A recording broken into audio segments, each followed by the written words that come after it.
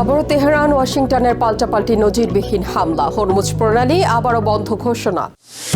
West ব্যাংকের প্যালেস্টিনিয়ানদের বাড়িতে সেটেলারদের বর্বর হামলা, রণক্ষেত্র রামাল্লাহ। গাজা সিটিতে ধাতব কারখানা ইসরায়েলি বিমান হামলা, নিহত 6। কাতারের সাবেক আমির শেখ হামাদ বিন খলিফা আল থানির ইন্তেকাল, 3 দিনের রাষ্ট্রীয় শোক ঘোষণা। সিরিয়ার অন্তর্বর্তীকালীন সংসদের উদ্বোধনী অধিবেশন শুরু, যুদ্ধবিধ্বস্ত দেশটির ইতিহাসে এক নতুন অধ্যায়ের হিসেবে আখ্যা। মধ্যপ্রাচ্যের রাজনৈতিক, অর্থনৈতিক সহ সবশেষ খবরাখবর আপনাদের সামনে এক নজরে তুলে ধরছি আমি সাবরিনা সুপা।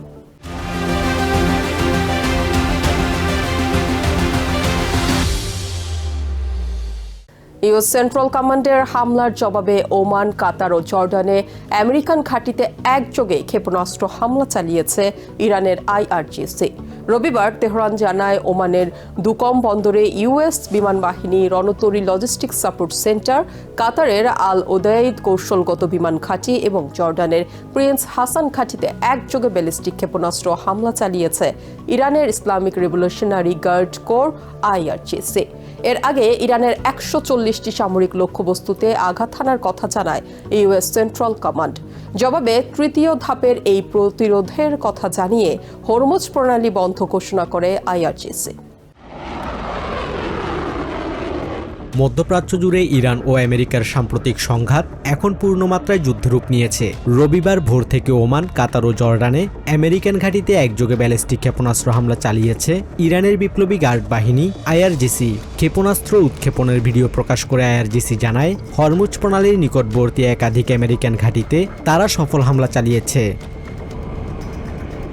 এদিন আমেরিকান স্বার্থ সংশ্লিষ্ট ঘাঁটিগুলোতে নজিরবিহীন ক্ষেপণাস্ত্র ও ড্রোন হামলায় ওমান উপকূলে একটি ইউএস কন্টেইনার জাহাজে আগুন ধরে গেলে ক্রুরা জাহাজটি পরিত্যাগ করে।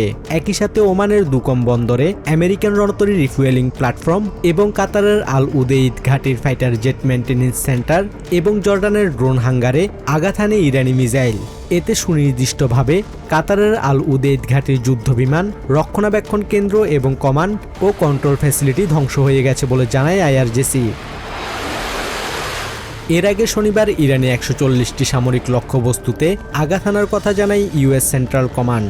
ইরানের ক্ষেপণাস্ত্র ও নৌঘাঁটি, নৌ সক্ষমতা, গোলাবারুদ মজুদ কেন্দ্র, যোগাযোগ নেটওয়ার্ক এবং উপকূলীয় নজরদারি কেন্দ্র ইউএস বিমান ও ক্ষেপণাস্ত্র হামলার অন্তর্ভুক্ত ছিল বলে জানায় সেন্টকম। মূলত এসব হামলার জবাবেই সামরিক আগ্রাসন অভিহিত করে তৃতীয় পর্যায়ের পাল্টা হামলার কথা জানায় আইআরজিসি। পাল্টাপাল্টি হামলার পর একতরফা চুক্তির দিন শেষ বলে করা হুঁশিয়ার দিয়েছেন ইরানের শীর্ষ আলোচক ও পার্লামেন্ট স্পিকার মোহাম্মদ বাগের গালিবাফ। এক্স পোস্টে প্রেসিডেন্ট ট্রাম্পকে উদ্দেশ্য করে তিনি বলেন, কথা রাখুন নয়তো মূল্য চুকান, বাস্তব এখন দরজায় কড়া নাড়ছে। এদিকে হামলার সমান্তরালে বৈশ্বিক জ্বালানি সরবরাহের লাইফলাইন হরমুজ প্রণালী অনির্দিষ্টকালের জন্য বন্ধ ঘোষণা করেছে আইআরজিসি নেভি। অনুমোদনহীন রুটে চলায় একটি জাহাজে সতর্কতামূলক গুলি এবং ভিন্ন একটি জাহাজকে অচল করে দেওয়ার দাবি করছে আইআরজিসি। যদিও সেন্টকমের দাবি, হরমুজ প্রণালী এখনও উন্মুক্ত এবং এটি ইরানের নিয়ন্ত্রণে নেই। প্রণালীতে জাহাজ চলাচল নিরাপদ রাখতে ইউএস বাহিনী প্রস্তুত রয়েছে বলে জানিয়েছে সেন্টকম। পাল্টাপাল্টি এই সংঘাতের রেশ ছড়িয়েছে সাধারণ ইরানিদের মনেও। তেহরানের বাসিন্দারা বলছেন, আঘাত করলে পাল্টা প্রতিশোধ নেওয়া হবে। শত্রুপক্ষ যতক্ষণ আলোচনার টেবিলে না ফিরছে ততক্ষণ প্রতিরোধ করতে হবে। মানুষ চাপে থাকা সত্ত্বেও কূটনীতির স্বার্থে হরমুজ প্রণালী বন্ধ রাখতে হবে বলেও মনে করেন তেহরানের বাসিন্দারা। তারা যখন আঘাত করবে আপনাকেও পাল্টা আঘাত করতে হবে। আপনি যদি তা না করেন তার অর্থ হলো আপনি হেরে গেছেন, আপনি পরাজিত হয়েছেন এবং আপনি যথেষ্ট শক্তিশালী নন। আমি মনে করি হরমুজ প্রণালীটি বন্ধ করে দেওয়া উচিত যতক্ষণ না তারা আলোচনায় ফিরে আসে। আমি মনে করি হরমুজ প্রণালীটি আমাদের ব্যবস্থায় উন্মুক্ত রাখাই সবচেয়ে ভালো হবে, অর্থাৎ নিয়ন্ত্রণ আমাদের হাতেই থাকবে, তবে এটি সচল রাখাও জরুরি। উদ্ভূত পরিস্থিতিতে হরমুজ প্রণালীতে ট্রানজিট ব্যবস্থাপনা নিয়ে আলোচনা চালিয়ে যেতে সম্মতির কথা জানিয়েছে মাস্কাট ও তেহরান। ইরানের পররাষ্ট্রমন্ত্রী আব্বাস আরাকচির ওমান সফরের পর রবিবার যৌথ বিবৃতিতে দুই দেশ জানায়, হরমুজ প্রণালীতে সামুদ্রিক নিরাপত্তা প্রদানের বিষয়ে পারস্পরিক বোঝাপড়ায় পৌঁছানোর লক্ষ্যে ওমান ও ইরান রাজনৈতিক এবং আইনি আলোচনা চালিয়ে যাবে। Basudebnath, TVN24 news desk. অধিকৃত ওয়েস্ট ব্যাংকের রামাল্লার কাছে আল মুগাইর গ্রামে একটি প্যালেস্টিনিয়ান বাড়িতে ইসরায়েলি চরমপন্থী অবৈধ বসতি স্থাপনাকারীদের বর্বর হামলার ঘটনা ঘটেছে।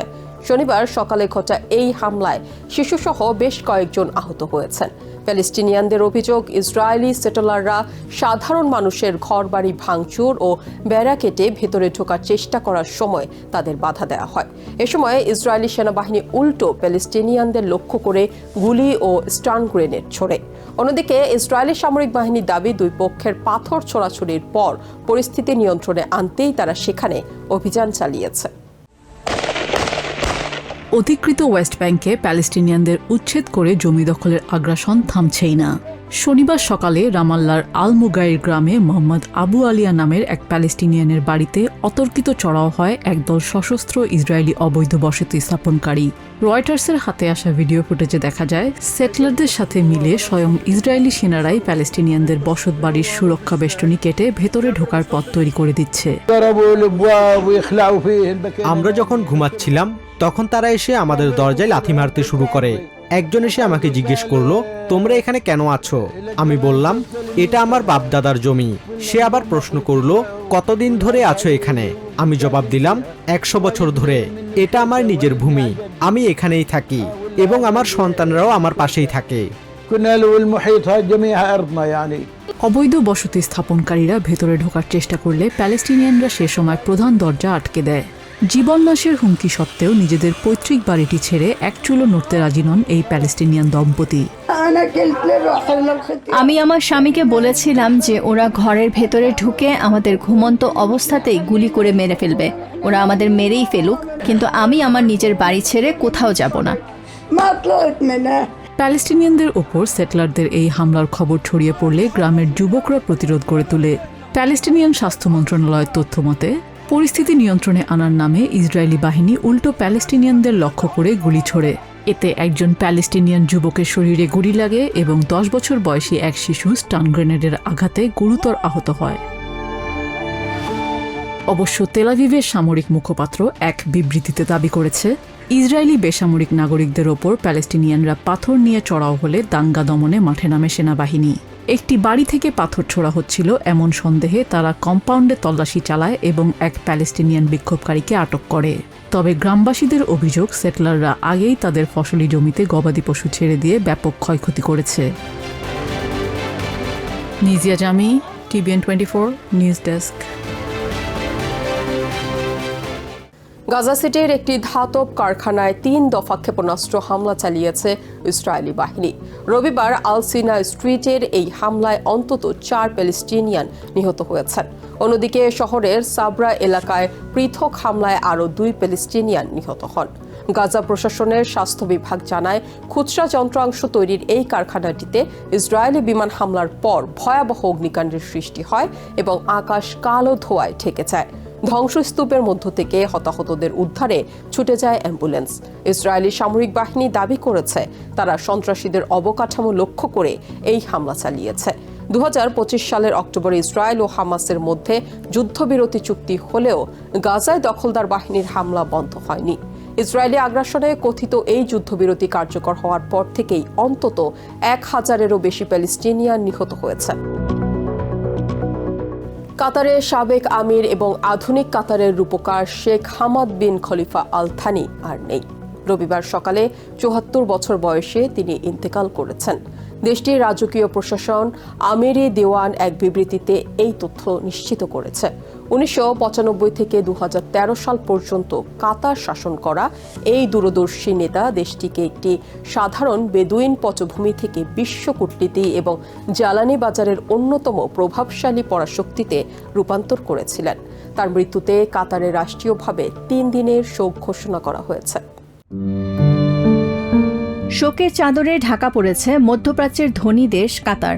74 বছর বয়সে বিদায় নিলেন আধুনিক কাতারের প্রতিষ্ঠাতা ও দেশটির ফাদার আমির শেখ হামাদ বিন খলিফা আল থানি।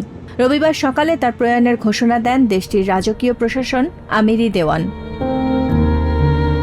প্রিয় নেতাকে হারিয়ে স্তব্ধ কাতারের সাধারণ নাগরিক থেকে শুরু করে প্রবাসী বাসিন্দারাও।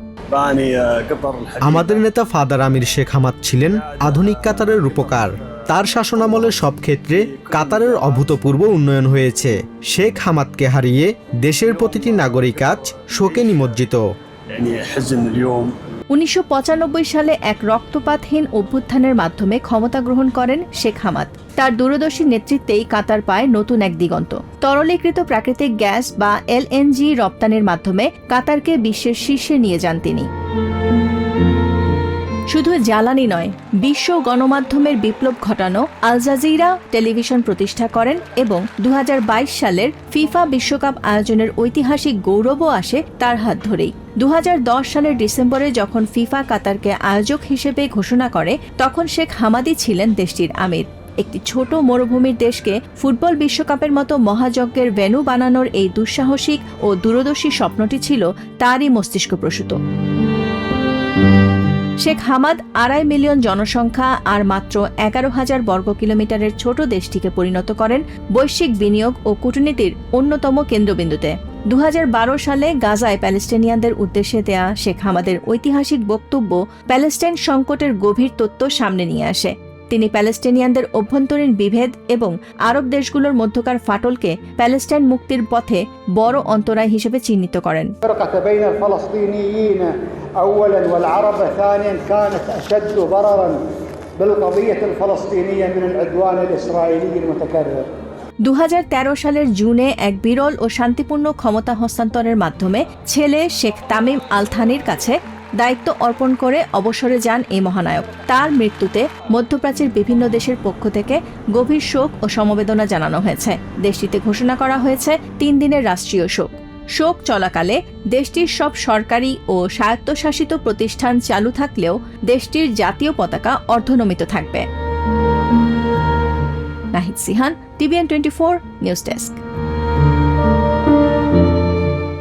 সিরিয়ার পার্লামেন্ট গণপরিষদের অন্তর্বর্তীকালীন অধিবেশন শুরু হয়েছে। রবিবার দামাস্কাসের পার্লামেন্ট ভবনের নতুন সদস্যদের শপথ গ্রহণ সম্পূর্ণ হয়। রাষ্ট্রীয় বার্তা সংস্থা সানা জানায়, উদ্বোধনী অধিবেশনে যোগ দিয়েছেন প্রেসিডেন্ট আহমেদ আল শারা। উদ্বোধনী ভাষণে নবগঠিত 30 মাসের এই অন্তর্বর্তীকালীন আইনসভাকে প্রাতিষ্ঠানিক শাসন ও পুনর্গঠনের স্তম্ভে পরিণত করার আহ্বান জানান প্রেসিডেন্ট শারা।